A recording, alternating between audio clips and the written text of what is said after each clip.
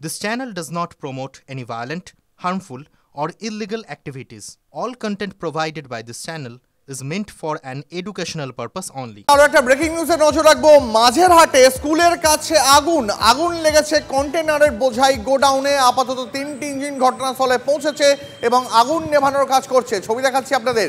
মাঝেরহাটে স্কুলের অদূরেই আগুন লেগেছে কন্টেনারের ঠাসা গোডাউনে। 3টি ইঞ্জিন ঘটনাস্থলে পৌঁছেছে, আগুন নেভানোর কাজ করছে। এই মুহূর্তে সেই ছবি দেখতে পাচ্ছেন আপনারা TV9 বাংলায়।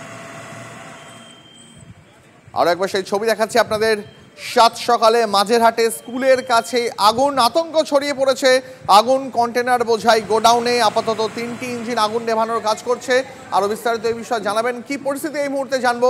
আমাদের প্রতিনিধি সৌভিক রয়েছেন আমাদের সঙ্গে। সৌভিক, স্কুলের কাছেই আগুন, পড়ুয়ারা নিরাপদে রয়েছে তো? আগুন কি এখনো পর্যন্ত নিয়ন্ত্রণে আনা গেছে?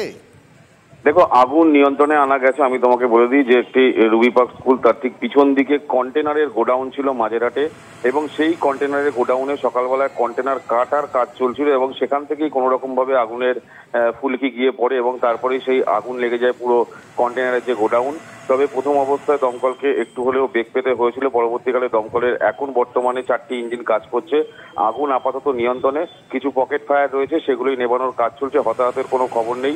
তবে এটা একটি বন্ধ কন্টেনারের গোডাউন এবং আজকে সকালবেলা কেউ বা কারা সেই কন্টেনার কাটার কাজ করছিল, সেইখান থেকে এই আগুন লাগে বলে প্রাথমিক অনুমান। ধন্যবাদ সৌভিক। ছবি দেখতে পাচ্ছেন আপনারা। মাঝেরহাটের স্কুলের কাছে আগুন, নামি স্কুলের কাছে আগুন লেগেছে কন্টেনারের গোডাউনে। 3টে ইঞ্জিন সেখানে কাজ করছে। তবে এখনো পর্যন্ত আগুন নিয়ন্ত্রণ এসে গেছে, এমনটাই জানালেন আমাদের প্রতিনিধি সৌভিক। সেই ছবি দেখাচ্ছি আপনাদের। সাত সকালে আগুন, মাঝেরহাটে স্কুলের কাছে আগুন লাগে, আতঙ্ক ছড়িয়ে পড়ে এলাকায়। আগুন লাগে কন্টেনার বোঝাই গোডাউনে। সেই গোডাউনে কন্টেনার কাটার কাজ চলছিল, সম্ভবত সেখান থেকেই আগুন লেগে থাকতে পারে, এমনটাই অনুমান প্রাথমিকভাবে। 3টি ইঞ্জিন কাজ করছে আগুন নেভানোর জন্য এবং এখনো পর্যন্ত যা খবর পাওয়া যাচ্ছে, আমাদের প্রতিনিধি যেমনটা জানালেন, আগুন নিয়ন্ত্রণে এসে গেছে। তবে কোথাও কোনো পকেট ফায়ার এখনো পর্যন্ত রয়েছে কিনা সেটাই এই মুহূর্তে দমকল কর্মীরা দেখছেন। এই মুহূর্তে আরো একটা খবরে নজর রাখতেই হবে। বাংলাদেশি মডেল অভিনেত্রী গ্রেপ্তারের ঘটনায় নয়া মোড়। ধৃত অভিনেত্রী শান্তা পালকে সাহায্য করার অভিযোগে জালে এক। শান্তাকে ভুয়ো ভারতীয় নথি বানাতে সাহায্য করার অভিযোগ। নৈহাটি থেকে গ্রেপ্তার করা হয়েছে সৌমিক দত্ত নামে একজনকে। এই সৌমিকই এই মডেল অভিনেত্রী, অর্থাৎ বাংলাদেশি মডেল অভিনেত্রীর জাল নথি বানাতো, এমনটাই অভিযোগ। সুপ্রিয় রয়েছেন আমাদের সঙ্গে, বিস্তারিত জানাবেন আরো। সুপ্রিয়, কিভাবে এই শান্তাকে সাহায্য করত সৌমিক দত্ত? দেখো, এই বিষয়গুলো নিয়ে বিস্তারিত তথ্য জানার জন্য ধৃত যুবককে জিজ্ঞাসাবাদ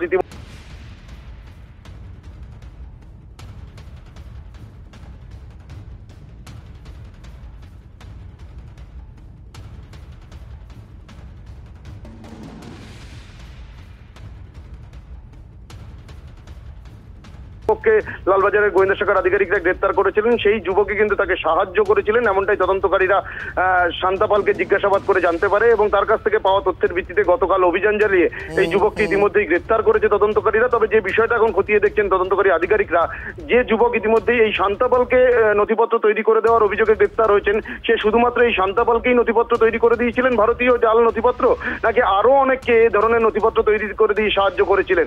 এমনকি এই নথিপত্র তৈরি করে দেওয়ার ক্ষেত্রে এই যুবকের সঙ্গে কোনো এ ধরনের অসাধু চক্রের কোনো যোগ রয়েছে কিনা, অর্থাৎ শুধুমাত্র এই যুবক একাই নাকি আরো অনেকে এই র্যাকেটের সঙ্গে যুক্ত রয়েছে, সেগুলোও কিন্তু জানার চেষ্টা চালাচ্ছেন জিজ্ঞাসাবাদের মধ্যে দিয়ে লালবাজারের গোয়েন্দা শাখার আধিকারিকরা। ধন্যবাদ।